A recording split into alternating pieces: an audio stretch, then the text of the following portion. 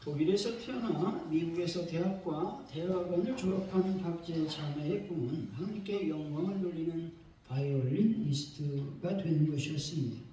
근데 2004년쯤 독일에 가서 칼로스의 국립음대에 공부하고 있던 그녀에게 신앙의 위기가 닥쳤다는 것이죠. 바이올린이 점점 진처럼 무겁게 느껴졌고 자신의 재능 부족을 한탄하며 깊은 우울증과 무기력에 빠졌다는 것입니다. 2008년 어머니는 그녀를 귀국시켰습니다. 기도할 힘조차 잃어버린 순간 그의 귀에 불현듯 복음성가 한 소절이 들려왔습니다. 누군가 널 위해 기도하네 라는 구절이었습니다. 마지막으로 하나님께 영광을 돌려보자고 하는 어머니의 권유로 찬송가를 연주하기 시작했다는 것이죠. 그것이 간증 콘서트의 시작이 되었습니다. 그녀는 세임을 얻었고 받은 은혜를 나누고자 직접 앨범까지 제작했습니다. 그로부터 오직 하나님을 기쁘시게 하는 일만이 그의 삶의 이유이자 목적이 되었다는 것입니다. 다시 독일로 가서 학비부터 생활비까지 지원받는 장학생으로 유학을 마치게 되었습니다. 그는 이렇게 고백합니다. 단 한 가지도 자랑할 것이 없습니다. 이제까지 제게 일어난 일들은 살아계신 주님을 자랑할 수 있도록 그분이 찍어주신 인장과 같습니다. 라고 고백했습니다. 힘들 때 인간의 묘안보다 하나님의 묘안을 바라보는 분들이 되시기 바랍니다. 주님의 능하신 손길에 내 인생을 맡겨드린다면 은혜가 폭포수처럼 여러분의 인생 가운데 쏟아지게 될 것입니다. 그 은혜가 오늘도 우리에게 예배되어 있음을 믿으시기 바랍니다. 여러분 어떤 상황에서도 그 은혜만을 붙잡으면 된다는 믿음을 소유하는 분들이 되시기 바랍니다. 오늘 말씀은 절대 주권자이신 하나님께서 구속사를 근간하여 창조주와 구속자로서 우주와 역사에 대하여 베푸시는 경륜과 섭리에 관한 신정사상을 노래한 신정시라고 말씀드릴 수가 있습니다. 시편에서 13편 정도가 신정시인데 그 중에 95편에서 100편까지도 신정시라고 말할 수 있습니다. 6편의 시들은 모두 신정시로서 오늘 시편은 다섯 번째 해당하는 시편인 것이죠.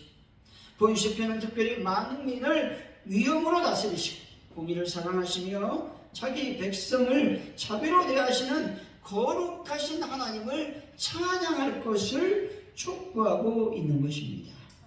오늘 시편 세 부분으로 나눌 수 있는데 1절에서 3절까지 말씀은 세상 만민을 통치하시는 크고 두려우신 일, 곧 거룩하신 여호와를 송축할 것을 말씀하고 있습니다. 4절에서 5절은 공의를 사랑하시고 행하시는 거룩하신 여호와를 찬양하도록 촉구하고 있다는 것이죠. 마지막으로 6절에서 9절의 말씀은 선민을 은혜와 자비로 대하시는 거룩하신 여호와를 찬양할 것을 말씀하고 있는 것입니다. 오늘 말씀을 통해서 하나님을 찬양하라고 하는 제목으로 어떻게 하나님을 찬양할 것인가 하나님의 은혜를 나누겠습니다. 어떻게 하나님을 찬양해야만 될까요? 첫째, 두렵고 떨리는 마음으로 하나님을 찬양해야만 되는 것입니다. 1절 2절 읽어봅니다. 시작. 여호와께서 다스리시니 만민이 떨 것이고 여호와께서 그룹 사이에 자정하시니 땅이 흔들릴 것이로다. 아멘. 여호와께서 그룹 사이에 좌정하시니 땅이 흔들린다고 말씀하고 있죠. 이 말씀은 여호와께서 만민을 다스리신다고 선언하고 있는 것입니다. 다시 말해서 여호와께서 통치하신다는 선언의 말씀인 것입니다. 다시 말해서 세상 모든 민족이 장차 만왕의 왕 되신 하나님 앞에 두려워 떨 수밖에 없음을 말씀하고 있는 것이죠. 창조주 하나님의 위대한 권능과 위엄 앞에 세상 만민이 취할 수밖에 없는 반응이 무엇인지에 대해서 보여주고 있는 것이죠. 그 반응은 무엇입니까? 두렵고 떨림으로 하나님을 찬양할 것을 말씀합니다. 2절 2절 읽어봅니다. 시작. 시온에 계신 여호와는 위대하시고 모든 민족보다 높으시도다. 아멘. 여기서 다윗 시온은 다윗성을 말하는 것입니다. 이 다윗성은 다윗이 여부스 사람에게서 빼앗아 자기 개인의 성읍으로 삼은 도시를 말합니다. 그곳은 다윗뿐만 아니라 다윗의 권속, 다윗의 신앙, 다윗의 어떤 인품, 가치관을 추종하는 이들이 모여 사는 곳을 말합니다. 따라서 이스라엘 가운데서도 하나님을 열렬히 사모하고 사랑하는 사람들이 모여 사는 곳이 시온성 다윗성이라는 것입니다. 그곳에서는 하나님의 이름이 높여진다는 것입니다. 모든 영광이 하나님께만 돌려진다는 것이죠. 그들은 하나님만을 최고로 여기며 산다는 겁니다. 그곳에서는 인간 가운데 가장 높은 왕조차도 하나님 이름 앞에서는 철저히 낮추어지게 되어 있다라고 말씀합니다. 그들은 하나님을 모신 기쁨이 넘치는 곳에 살고 있었다 말하고 있지요. 일본이 하와이 진주만을 공격했을 때에 일본의 가미카제 공격을 받았던 미국 함선에서 있었던 일입니다. 일본의 공격이 있기 전 모두 편안하게 지낼 때에 그 함선에 아주 신실한 크리스천 신병 한 명 수명이 들어왔습니다. 그러나 그의 독실한 신앙 때문에 엄청난 핍박을 당했습니다. 수병이 식사기도 하면 이제 상관들은 식판을 치워버렸습니다. 또한 그가 기도하고 찬양하게 되면 여럿이 몰려와 조롱하고 때리기도 했다는 것이죠. 그가 지나갈 때면 이렇게 비웃었습니다. 저기 목사가 지나가네 라고 말이죠. 그러나 이 수병은 하나님을 경외하는 태도를 잃지 않고 정한 시간이 되면 항상 기도하고 하나님 앞에 찬양하며 말씀 안에 머물렀습니다. 어느 날 일본군이 가미카제 특공대를 보내 함대를 기습합니다. 일본 전투기가 함선의 굴뚝에 처박혀 배가 불길에 휩싸여서 침몰하고 있었습니다. 다들 두려워서 어쩔 바를 모를 때 사람들은 그 신참 수병을 찾기 시작했습니다.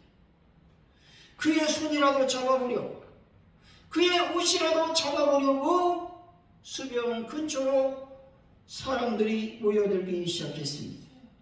왜냐하면 하나님을 믿는 그 수병은 그런 고난 속에서도, 그런 불기둥 속에서도 평안한 마음을 유지하고 있었기 때문에 그렇다는 것이죠. 그 수병은 하나님을 두렵고 떨리는 마음으로 기도하며 찬양하고 경배했기 때문에 수많은 고난과 핍박을 이겨낼 수 있었다는 것이죠. 그 결과 어려움이 찾아왔을 때 하나님은 그에게 평강을 주셨다. 많은 핍박자들은 이 청년을 찾아 헤맸다라는 것입니다. 여러분, 하나님을 모시는 기쁨으로 늘 하나님을 찬양하는 분들이 되시기를 바랍니다. 3절 2절 한번 읽어봅니다. 시작. 주의 크고 들어온 이름을 찬송할지니 그는 거룩하심이로다. 아멘. 주의 이름은 크고 두려운 이름인 것이죠. 하나님 이름보다 크신 이름이 있겠습니까?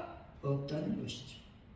하나님의 이름은 우주 만물보다 크고 위대하다는 것이죠. 왜냐하면 우주 만물을 하나님께서 창조하셨고 천하 만물은 하나님을 주인으로 모시는 피조물이기 때문에 그렇습니다. 우주 만물을 창조하신 하나님의 이름을 우리들은 두렵고 떨리는 마음으로 찬양해야 하는 것입니다. 여기서 두렵고 떨리다라는 말은 무슨 말입니까? 경외하다라는 말이죠. 두렵고 떨리는 마음으로 하나님을 경배하는 것을 경외하다라고 말합니다. 다시 말해서 경외라고 하는 말은 신학과 문학과 심리학 등의 영역에서 오랜 시간 동안 탐구의 대상이 되어 왔던 것이죠. 종교적 측면에서는 신에 대한 경험, 종교적 체험을 할 때 느끼는 두려움과 존경을 내포하는 의무로서 사용이 되었습니다.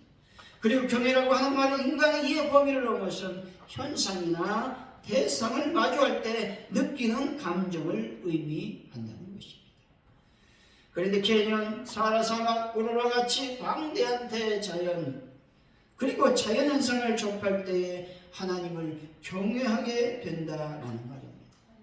또한 단풍이 들고 낙엽이 떨어진 것 같이 계절의 변화와 자연의 순리를 발견할 때 위대한 하나님의 이름을 경외할 수 있게 되는 것입니다. 영국이 찰스 2세 때에 학종으로 고통을 당할 때 새별처럼 등장한 한 인물이 있는데 그 사람은 영국을 구한 크롬웰이라고 하는 사람이었습니다. 크롬웰은 어려서부터 청교도의 가정에서 신앙훈련을 받고 자랐다는 것이죠. 그의 어머니는 그에게 항상 이렇게 말했습니다. 너는 하나님 편에 일하는 사람이 되어야 된다. 하나님 편에서 일하는 사람은 기도하는 일과 성경을 읽는 일을 게을리해서는 안 된다라고 늘 말했습니다. 크롬웰은 국왕을 반대하는 청교도로 구성된 군대 지휘를 대장하는 대장이었습니다. 크롬웰은 국왕의 군대와 맞서서 전쟁을 치열하게 싸웠다는 겁니다. 그런데 크롬웰은 전쟁터에서 시간이 생기면 기도했고 쉬는 시간에 하나님의 말씀을 읽는 일을 쉬지 않았습니다. 싸움은 치열했습니다. 크롬웰은 언제나 선교에서 싸웠습니다. 그런데 전쟁터에서 갑자기 크롬웰이 떨어지고 말았다는 것이죠. 말에서 떨어지고 말았습니다. 적의 총탄에 맞은 것입니다. 그러나 크롬웰이 정신을 차려보니까 아픈 것이 아무것도 없는 것입니다. 총에 맞은 가슴도 아무렇지도 않습니다. 그가 생각하죠. 어떻게 된 일인가, 내가 총에 맞았는데 죽지 않고 살아있다니 참으로 기이한 일이구나 하며 자세히 자신의 몸을 살펴보니 총탄이 호주머니 속에 넣어둔 성경책에 박혀 있었다는 것이죠. 총탄이 박힌 것은 전도서 12장 1절의 말씀이었습니다. 너는 청년의 때에 나의 창조들을 기억하라. 이 말씀이 꽂혀 있었다는 것이죠. 창조주를 기억하여 하나님을 두렵고 떨리는 마음으로 섬기는 자는 하나님의 보호 아래 있게 되는 것입니다. 두렵고 떨리는 마음으로 하나님을 찬양하는 자에게 하나님은 반드시 그를 높여 주실 것입니다. 여러분 안에 있는 두려움은 과연 무엇입니까? 혹시 가난에 대한 두려움이 있습니까? 질병에 대한 두려움이 있습니까? 실패에 대한 두려움은 있지 않으십니까? 하지만 우리가 두려워해야 할 분은 오직 하나님밖에 없음을 믿으시기 바랍니다. 사랑하는 성도 여러분, 세상적인 두려움으로 인한 불안 대신 하나님을 진정으로 두려워하는 마음과 경외함으로 하나님께 나아가 하나님을 찬양하는 분들이 다 되시기를 예수 이름으로 간절히 축원드립니다. 그렇다면 두 번째, 어떻게 하나님을 찬양해야만 되겠습니까? 공의와 정의를 행함으로 하나님을 찬양할 수 있다는 것이죠. 4절입니다. 한번 읽어봅니다. 시작. 능력 있는 왕은 정의를 사랑하느니라. 주께서 공의를 견고하게 세우시고 주께서 야곱에게 정의와 공의를 행하시나이다. 아멘. 능력 있는 왕은 정의를 사랑한다라는 말씀은 능력의 왕, 정의의 연인이란 말로도 번역해 볼 수 있습니다. 이것을 통해 우리는 하나님께서 공의를 얼마나 사랑하시는지에 대해서 확인할 수가 있는 것입니다. 그토록 만민을 위엄과 두려움으로 다스리시는 전능하신 하나님께서 과연 누구를 당신의 연인으로 삼고 계신가 하는 것을 말씀하고 있죠. 다시 말해서 공의를 당신의 연인으로 삼아 사랑하신다는 겁니다. 그만큼 하나님은 공의로운 분이라는 것을 말씀해 주고 있는 것입니다. 어떤 사람이 아주 중한 죄를 지었습니다. 그래서 그는 법정에서 재판을 받게 되었고 재판석에 앉아서 재판장을 보게 되었습니다. 그런데 그 판사를 보고 깜짝 놀랐습니다. 왜냐하면 어릴 때 함께 동거동락했던 학교 친구였기 때문에 그렇습니다. 재판은 계속되었죠. 증인이 와서 죄에 대해서 증언도 했습니다. 그 다음에 판사가 선고를 하게 되었는데 그 판사와 죄인이 그 자리에서 친구라는 사실을 방청객들도 알게 되었습니다. 법정에 있는 사람들은 판사가 어떻게 판결을 내리는가 기다렸다는 것이죠. 이 사람이 중벌을 내릴 것인가 아니면 가벼운 벌을 내릴 것인가. 많은 사람들이 조용히 숨을 죽이며 선고를 기다렸습니다. 드디어 판사가 선고를 내렸습니다. 그 선고한 판결은 법이 정한 가장 무거운 판결이었습니다. 그것은 그 죄수가 도저히 갚을 수 없는 아주 큰 벌금이었습니다. 이제 그 죄인이 벌금을 내든가 벌금을 낼 수 없으면 감옥에 가야만 되었다는 것이죠. 그때 청중들은 그 선고가 너무 가혹해서 깜짝 놀랐다는 것이죠. 모두 자기 친구에게 저렇게 할 수 있을까 생각할 정도였습니다. 그러나 잠시 후 정의의 법정에서 볼 수 없는 일이 일어났습니다. 그 판사가 자기 자리에서 내려와 죄수가 서 있는 곳으로 갔습니다. 그리고 손을 내밀면서 그 죄인의 손을 잡고 이렇게 말했습니다. 내가 그 벌금을 자네 대신 내주겠네. 자네는 자유의 몸일세. 모든 것들이 순조롭게 해결된 것이죠. 벌금도 내었고 정의가 실현되었습니다. 또한 사랑도 실현이 되었다라는 것입니다. 그래서 그 죄인은 자유롭게 해방이 되었죠. 십자가에서 일어난 사건이 바로 이것이라는 겁니다. 실로 하나님은 죄인들을 구원하시기 위하여 당신의 생명과 같으신 아들을 희생시킬 만큼 절대 공의로운 분이라는 사실을 여러분들이 믿으시기 바랍니다. 5절 한번 읽어보죠. 시작. 너희는 여호와 우리 하나님을 높이라. 그 발등상 앞에서 경배할지어다. 그는 거룩하시로다. 아멘. 여기서 발등상이라고 하는 말은 왕이 앉았던 보좌의 발판을 가리키는 말입니다. 보좌는 한 몸체로 되어 있기 때문에 여기서는 보좌 그 자체를 가리키는 말로 보아도 무방하다는 것입니다. 그런데 발등상은 성경에서는 성전에 있는 언약궤를 가리키는 표현으로도 사용이 되었다는 것이죠. 그 발등상 앞에서 경배할지어다 라는 말씀은 성전 혹은 성소에 나와서 하나님을 자신의 왕으로서 찬양할 것을 말씀하고 있는 겁니다. 사람들은 어느 한쪽에 치우칠 수밖에 없습니다. 하나님 외에 다른 어떤 신도 공의와 사랑이란 두 단어를 균형 있게 조화를 이룰 수 있는 신은 없다는 것이죠. 천하 만물은 모두 어느 한쪽에 치우칠 수밖에 없습니다. 왜냐하면 피조물은 완벽하고 완전할 수 없기 때문에 그렇습니다. 하지만 창조주 하나님은 완벽하고 완전하신 분이기 때문에 공의로우시며 사랑이 풍성하실 수 있다는 것이죠. 어느 한쪽에 치우치지 않는 분은 당신을 진실로 자신의 하나님, 즉 자기 인생의 주인으로 왕으로 알고 나와 경배한 자를 원하신다는 것입니다. 입술로만 경배하는 자 혹은 혈통으로만 아브라함의 자손인 자를 원하시는 것이 아니라는 겁니다. 이러한 외적인 것과 전혀 상관없이 오직 살아있는 신앙을 가지고 하나님께 진실한 경배를 드리는 자를 찾고 계심을 여러분이 믿으시기 바랍니다.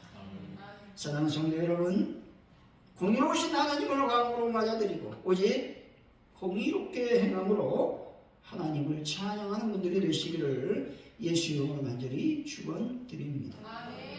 두렵고 떨리는 마음과 공의로우신 하나님을 찬양하면 어떤 삶의 역사가 일어나겠습니까? 그것은 바로 기도 응답의 역사가 일어나게 된 것입니다. 6절이죠. 한번 읽어봅니다. 시작.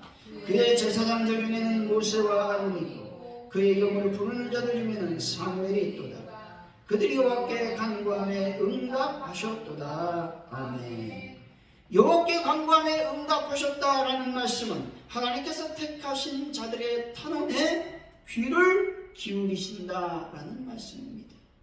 그리고 또한 하나님께서는 그들 각각의 행사와 기도의 깊은 관심을 가지고 있는 분이라고 하는 말씀인 것이죠. 하나님 크고 놀라우시며 모든 만민이 경외할 위대한 분이심을 믿으시기 바랍니다. 동시에 당신의 백성, 특히 신실한 자들의 일거수일투족, 말 한마디 한마디, 행동 하나하나를 지켜보시는 분이 우리 하나님이십니다. 그리고 그들에게 필요한 모든 것을 충족하게 채워주시는 자상한 분이 하나님이십니다. 하나님 우리들에게 주어진 모든 일, 크고 작은 소망들, 기대와 열망, 기쁨과 슬픔에 구체적으로 반응하시는 분이십니다. 심지어 하나님은 그들이 기도하지 않는 필요한 것이라면 채워주시는 분이시기도 합니다. 열왕기사 17장 6절이죠. 까마귀들이 아침에는 떡과 고기를, 저녁에도 떡과 고기를 가져왔고 그가 시냇물을 마셨으나 말씀합니다. 엘리야가 이스라엘 때문에 영적인 깊은 침체에 빠졌습니다. 우울증에 빠져서 있을 때에 내가 죽고 싶습니다 말할 때에 하나님은 엘리야에게 무엇을 보내주십니까? 까마귀를 보내주셔서 먹을 것을 허락해 주시는 겁니다. 하나님은 크신 능력으로 손을 펼치사 우리 연약한 무릎을 붙들어 세워주시는 분이십니다. 또한 다시금 우리가 가야 될 길을 가도록 붙들어 주시는 분이 우리 하나님이시라라고 하는 겁니다. 8절 2절 읽어봅니다. 시작. 여호와 우리 하나님이여, 주께서는 그들에게 응답하시고 그들의 행한 대로 갚기는 하셨으나 그들을 용서하신 하나님이시니라. 아멘.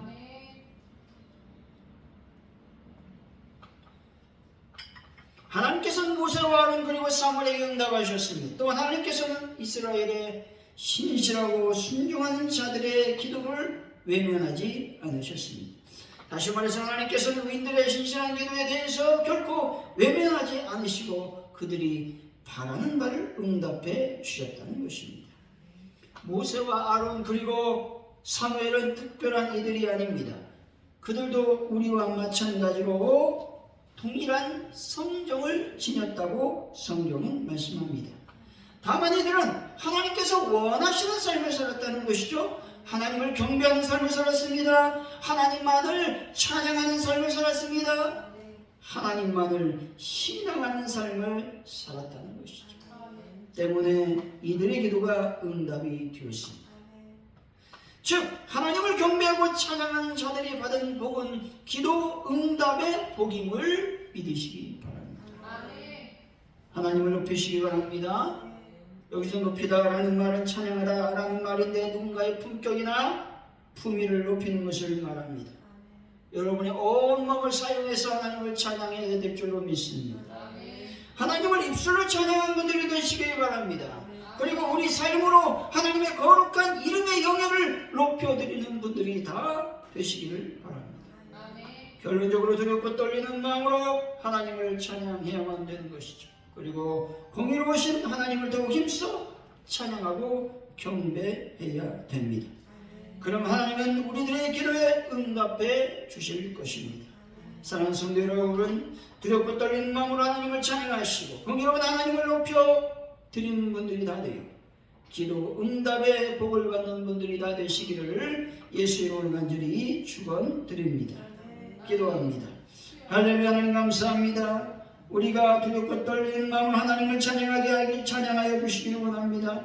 공의로운 하나님을 높여드리는 저희들이 되기를 원합니다.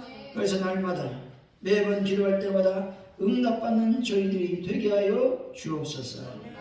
감사합니다. 예수님의 이름으로 기도하옵나이다. 아멘.